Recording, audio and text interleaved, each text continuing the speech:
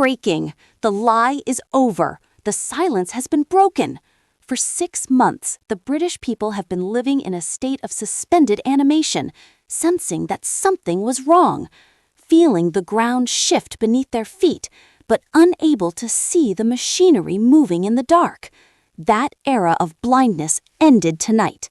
The secret blueprint for the dissolution of the United Kingdom as an independent sovereign state has been dragged into the light, and the evidence is damning. Nigel Farage has not just delivered a speech, he has delivered an indictment. The Prime Minister, Keir Starmer, stands accused of orchestrating the most elaborate political deception in modern British history, and the dossier of betrayal is now open for the world to see. This is not speculation. This is not a theory. This is the autopsy of a nation's freedom, conducted live on stage before a crowd that went from silence to fury in the span of an hour. The Prime Minister told you he accepted Brexit. He told you the debate was settled. He looked into the camera and promised that he would not reverse the decision of 2016. Tonight, that promise lies in ruins.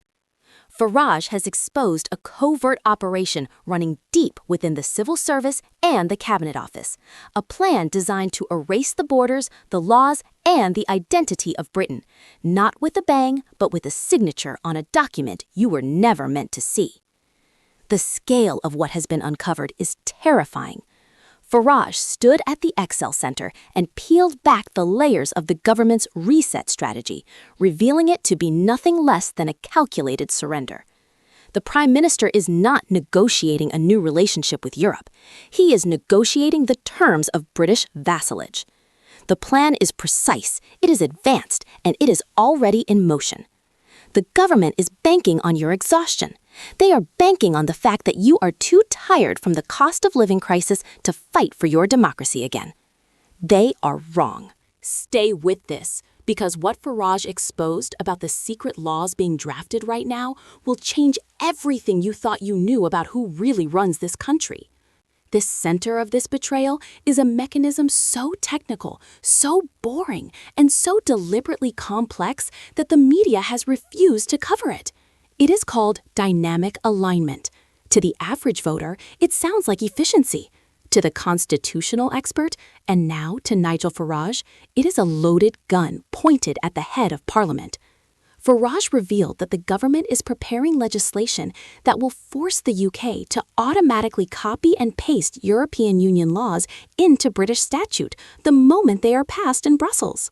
This is the death of democracy. It means that the people you elect, the MPs who sit in Westminster, will have zero power to stop new regulations from being imposed on your life. If an unelected bureaucrat in Brussels decides to ban a specific type of boiler, or tax a specific type of fuel, or regulate a new technology, that law becomes British law instantly. There will be no debate, there will be no vote, there will be no recourse. Farage exposed this not as a possibility, but as a certainty. The draft agreements are already being circulated. The surrender is baked into the text. The Prime Minister claims this is about reducing trade friction. Farage exposed it as a lie. This is about control. It is about locking Britain into a regulatory cage where we can never diverge, never innovate, and never outcompete the failing economies of the Eurozone. We are being shackled to a corpse. The European economy is stagnating, drowning in debt and regulation. And instead of sailing away to the dynamic markets of the world, Starmer is chaining the British ship to the sinking Titanic. But the betrayal does not end with laws. It extends to your wallet. The most visceral moment of the exposure came when Farage turned his fire on the financial deception being perpetrated by the Treasury. For months, the Chancellor has stood at the dispatch box and told the British people that there is no money. She has told pensioners that they must freeze this winter because the black hole in the public finances is too deep. She has told families that taxes must rise, that businesses must bleed, and that public services must be cut. Farage exposed this as a grotesque fabrication. The money exists. It was always there. But it is not for you.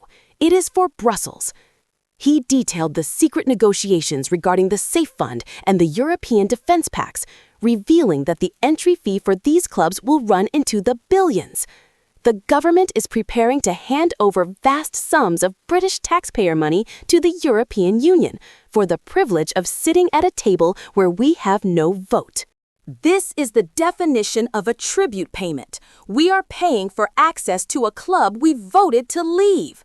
Farage connected the dots that the mainstream media refused to touch. He showed that the cut to the winter fuel payment is directly linked to the need to find cash for these European projects. Your grandmother is cold so that Ursula von der Leyen can be comfortable. The cruelty of this choice is breathtaking. It is a moral failure that goes beyond politics and enters the realm of wickedness. The government has prioritized the approval of foreign elites over the survival of its own citizens. The exposure intensified when the subject turned to the borders. The government has spent months gaslighting the public about the youth mobility scheme. They have called it a cultural exchange. They have called it a gap year program. Nigel Farage called it by its real name, free movement. The documents he referenced suggest that the European Union has made this a red line. There is no deal without migration. Starmer knows this. He has always known this. Farage revealed that the quotas being discussed are massive. This is not a handful of students. This is a labor market strategy designed to flood the UK with cheap labor from the continent, suppressing British wages and increasing the strain on an already breaking housing market. The Prime Minister is preparing to sign a deal that will make the migration numbers of the last few years look like a trickle. He is doing this while telling you he is smashing the gangs. The gangs are a distraction. The real open border is being signed into law in a conference room in Brussels. The anger in the room as Farage laid this out was palpable. The betrayal of the 2016 vote is total. The promise to take back control of the borders was the central pillar of the Brexit mandate. That pillar is being sledgehammered into dust by a prime minister who views the electorate with contempt. He believes that if he changes the name of free movement to mobility, you will be too stupid to notice. Farage proved tonight that the British people are not stupid. They are watching, and they are furious. Then came the moment that shifted the narrative from incompetence to tyranny. Farage did not just accuse the government of bad policy, he accused them of acting like a banana republic. This was the most dangerous charge of the night. He exposed the government's frantic attempts to manipulate the electoral calendar. The plan to allow councils to delay local elections is not an administrative quirk. It is a desperate attempt to avoid a massacre at the ballot box. The Labour Party knows that the anger is building. They know that if the people are allowed to vote in May, the result will be a wipeout. So they are trying to cancel the vote. Farage revealed that Reform UK is preparing to launch a judicial review to stop this. Think about what that means. The leader of an opposition party is having to go to the High Court to force the government to hold an election. This is the behavior of a dying regime. It is the action of a government that is terrified of its own people. The system is breaking down. When a government refuses to face the voters, it loses its legitimacy. Farage argued that Starmer has broken the social contract. He is ruling by decree, bypassing Parliament, and now trying to bypass the ballot box. This is a creeping authoritarianism that is sliding under the radar because the media is too busy cheering for the reset. Farage is the only voice loud enough to sound the alarm, and the alarm is deafening. The consequences of this betrayal are already visible on the streets of Britain. Farage moved from the high politics of treaties to the brutal reality of the high street. The country is dying. This is not a natural death. It is a murder. The closure of major retailers, the boarding up of pubs, the collapse of the hospitality sector, these are policy choices.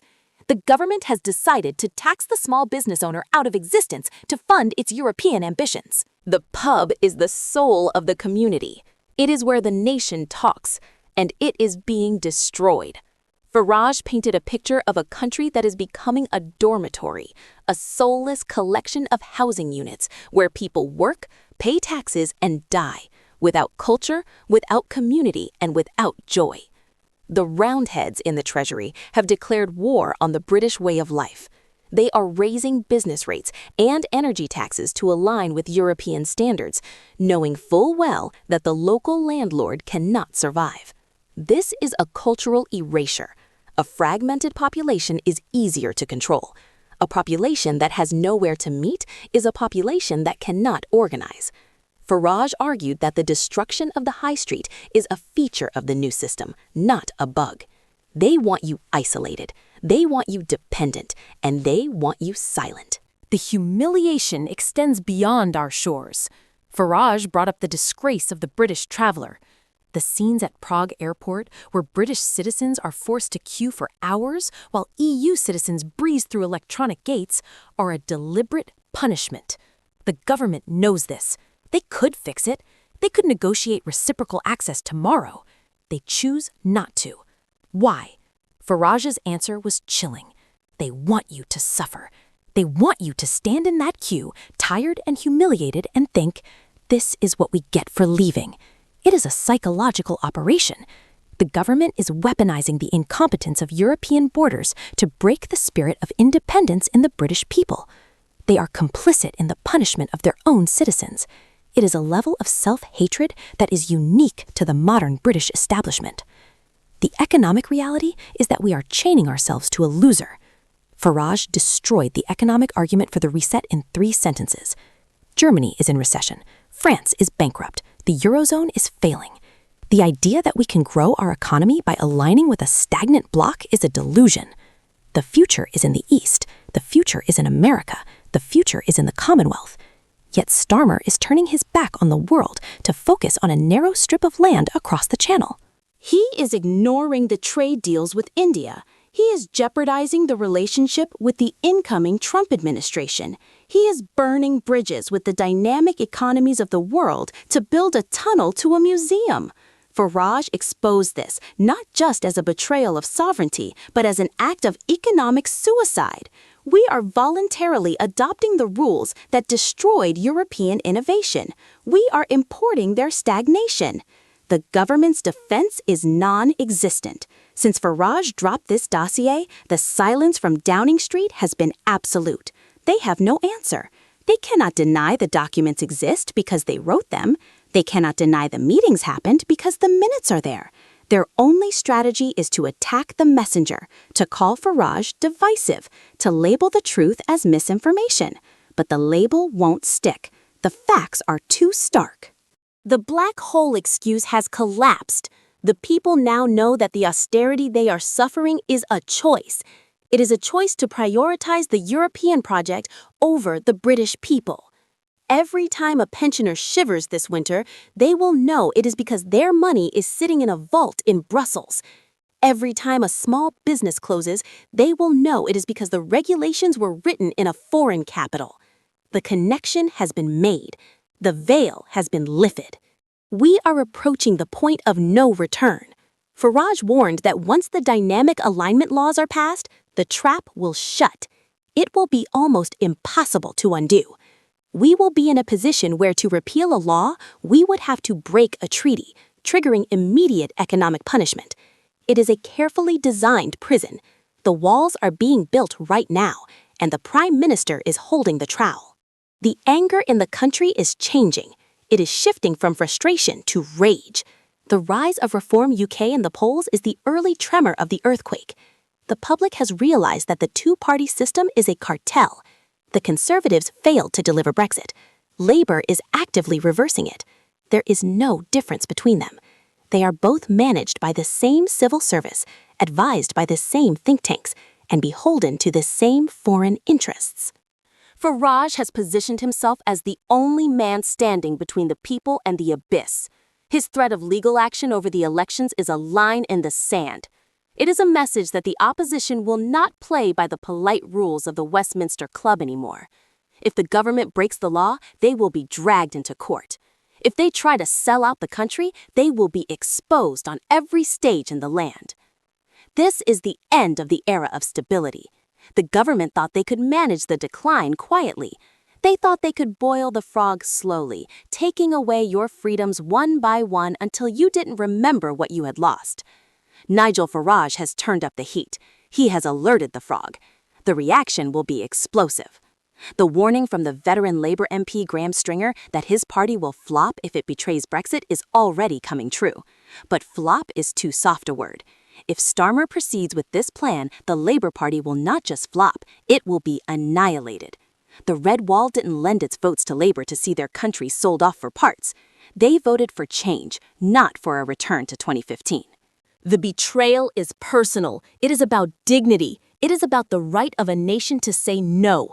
When the Prime Minister signs these agreements, he is telling every person who voted leave that they do not matter.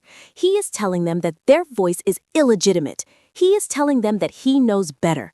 It is the ultimate act of arrogance from a class of people who have never been right about anything. The script has been flipped. For months, the media asked what Farage would do. Now, the question is what Starmer can possibly do to survive this. The cover-up has failed. The dossier is out. The people know. The mechanism of dynamic alignment is no longer a secret bureaucratic trick. It is a symbol of treason. The Safe Fund is no longer a defense policy. It is a robbery. The Youth Mobility Scheme is no longer a student exchange. It is an invasion. Farage has weaponized the details. He has given the public the ammunition they need to fight back. The conversation at the dinner tables of Britain tonight is not about the weather. It is about the betrayal. It is about the lie. It is about the fact that we are being governed by men who despise us. The final phase of the crisis has begun. The government will try to rush the legislation through. They will try to silence the opposition. They will try to use the courts to shut down dissent. But it is too late. The light has been shown in the dark corners. The rats are scrambling. The British people have woken up to find a burglar in their house, and the burglar is the Prime Minister. There will be no peace after this. There will be no settling down. The reset has triggered a revolution. The alignment has triggered a misalignment between the government and the governed that cannot be fixed. The system has failed. The trust is gone. And as the winter sets in, the only certainty is that the political temperature is about to reach the boiling point. Nigel Farage has lit the fuse, Keir Starmer is sitting on the powder keg, and Britain is holding its breath, waiting for the explosion that will decide whether we remain a nation or become a colony. The warning is clear. The time for apathy is over. The time for action is now.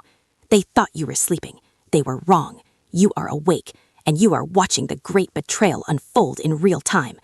The only question left is, what are you going to do about it? Because if this blueprint succeeds, there will be no Britain left to save. The dossier is the proof, the reaction is the weapon, and the war for the soul of the country has just begun.